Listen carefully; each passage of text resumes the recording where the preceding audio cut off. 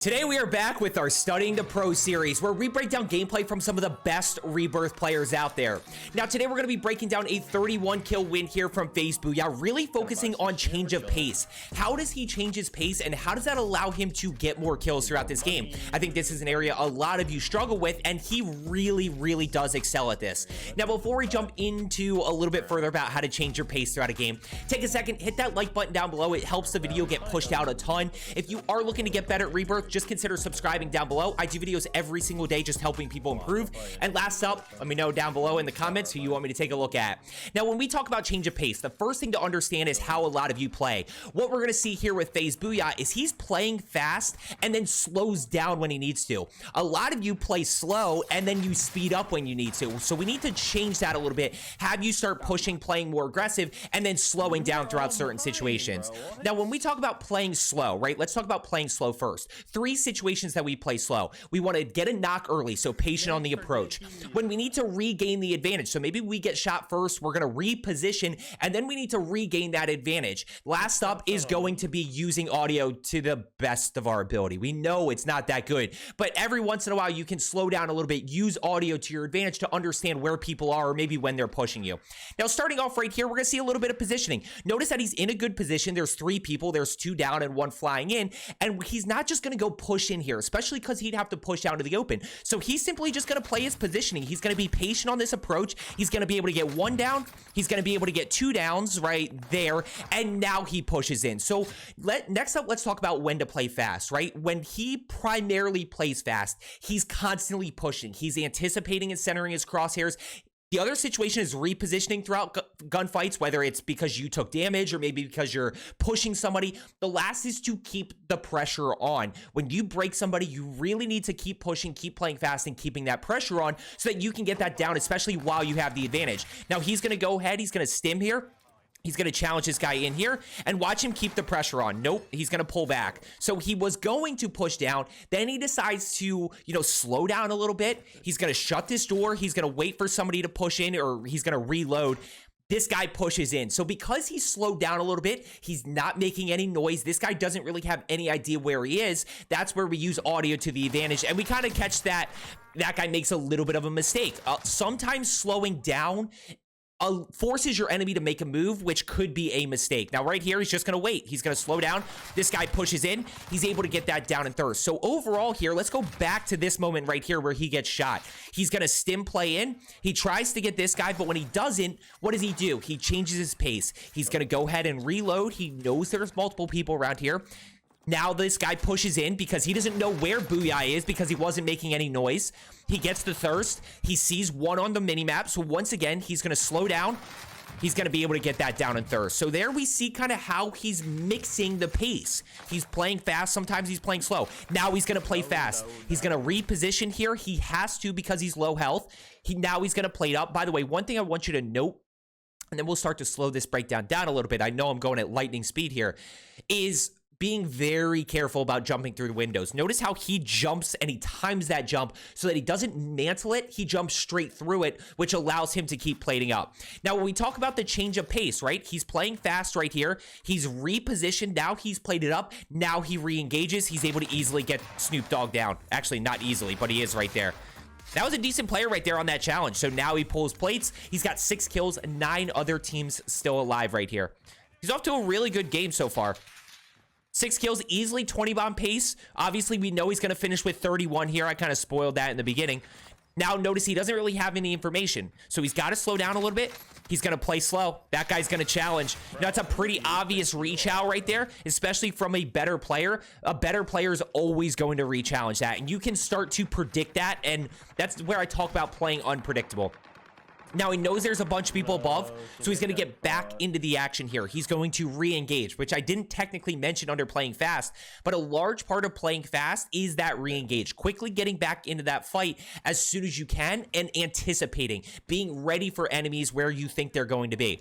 He's trying to see what he can find. He's using the automaton, by the way, in the Armaguerra. This is pre-Season 5 weapon balancing, so the automaton's still a really good option. Armaguerra did get a little bit of a nerf, but still a very good option. So he's going to challenge down below. He's going to go ahead, keep the pressure on, see what he can find. Challenges, or he sees that guy right there. Can't really challenge that though. He falls down, so he's going to go ahead and re-engage. Trying to see what he can find, right? Boom. Notice the change of pace right here, right? So he pushes in. He catches that guy in the corner. Unfortunately, can't get that down. He takes a little bit of damage, immediately starts plating.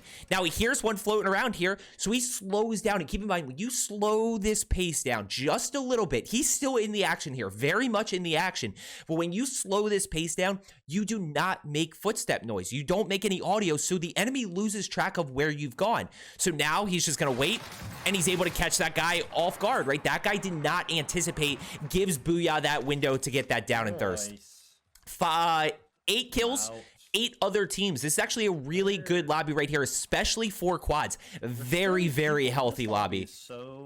I don't know what he's going for. This is a very healthy lobby. I mean, you're talking about 32 people still alive, assuming they're all full teams. Now, he doesn't really know where to go next, so he's just going to go push into the hot area. That's one of the main ways to keep your pace up, is just to push the hot areas. Now, he could go left here to Nova 6, right? We now know that there are people at Nova 6 from the fact that the teammate died, as well as the live ping, as well as the weapon shooting pings over there. So he can go either way. Obviously, no bad decision right here. I'd be a little more tempted to go that way just because it's concrete information, but he's pushing into the hot area. You can always count on people being in prison for the most. Sure enough, there's the person in prison. So he's going to go ahead and push down. Notice the change of pace. He's going to slow down, and I think a lot of you, as well as myself, tend to reposition while plating. We're constantly moving. We're constantly running. Whereas you see here, he just slows down a little bit. Plays calm, cool, and collected. Now, as soon as he's played it up, he goes ahead and he re-engages this. That guy doesn't push. He's going to end up catching this guy down the stairs. Gets the down. Gets the thirst. One right behind him. He ends up going down there. Tough spot. That guy challenged immediately with his teammate from a different angle. And he's going to go ahead and fly back in on loadout. Now, I want to talk about this play right here. Can we talk about this? Pause. I'm going to slow this down. Watch this 500 IQ play right here. This is what separates some of the pro players from, you know, maybe an average player. It's little things like this. Watch him strafe backwards here because of the guy with collie sticks. Watch him pull back. See, notice how he's moving away, so he actually creates distance right there because of the fact he recognizes that guy has collie sticks. It's just such a little thing that makes a huge difference right there. He could potentially go down right there if he doesn't strafe backwards because of that lunge distance and because of the fact that he's not full plates. He just flew back in, so he was down a plate. He may potentially go down there. Now, we're going to go ahead. He's going to challenge this guy right here flying in. As always, free kills, not our problem. We're going to go ahead and take those. 1 flying in above, 2 over in chem. Challenges right there. Keeps the pace on, keeps that pressure on. 12 kills, 5 other teams. So this lobby did die out a little bit. Like I said, he's going to pick up another 19 kills. 19 kills. And a lot of these do come towards endgame. This is an epic clutch, by the way. So, you know, if you are looking to win more, definitely stick around towards the end because he picks up a lot of kills in endgame, especially after respawn disables. And he's able to clutch up for a squad and clutch up the 30 bomb kind of on his own.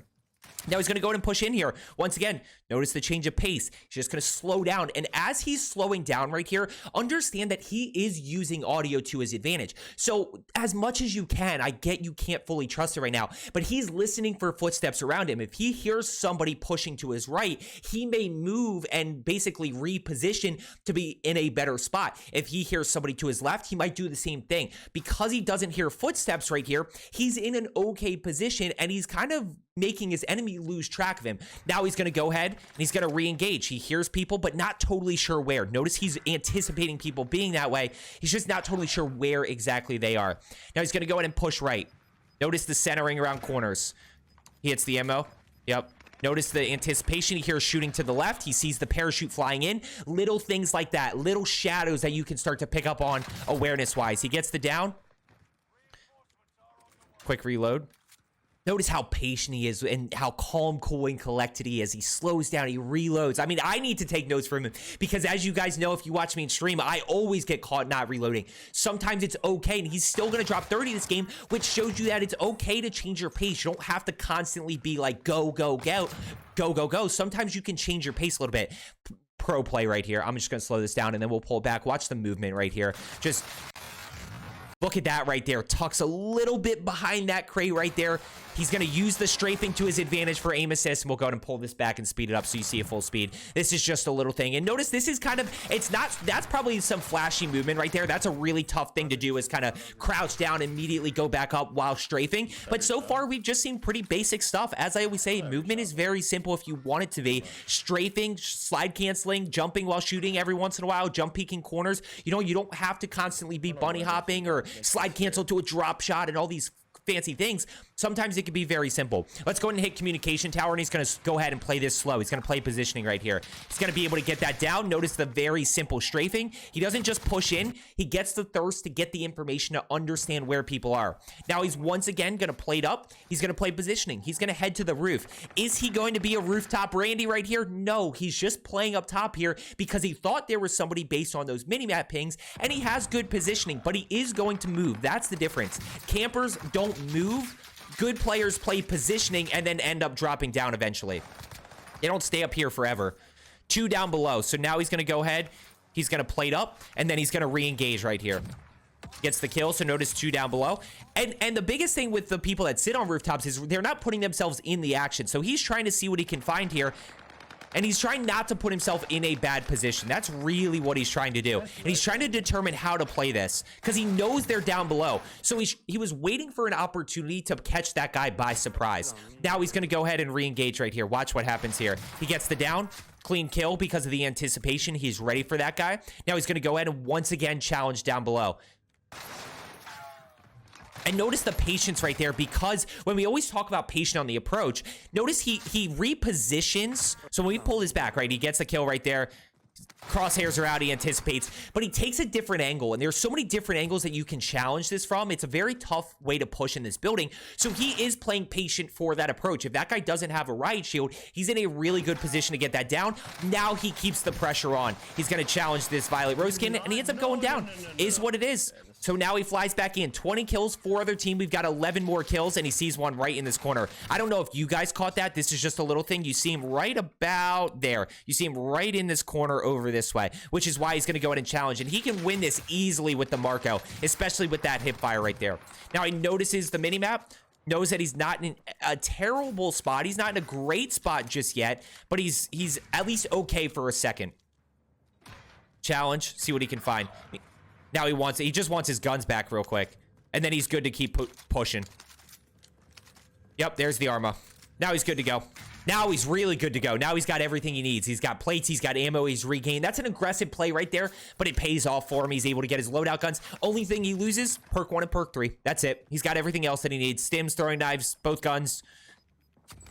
Patience, slow down, trying to get that initial knock, trying not to put himself in too bad of a position. Gets the down, gets the thirst. Notice one on his level. Watch him play this. Anticipates this guy challenging. Anticipates that guy doesn't challenge. So now we keep the pressure on, right?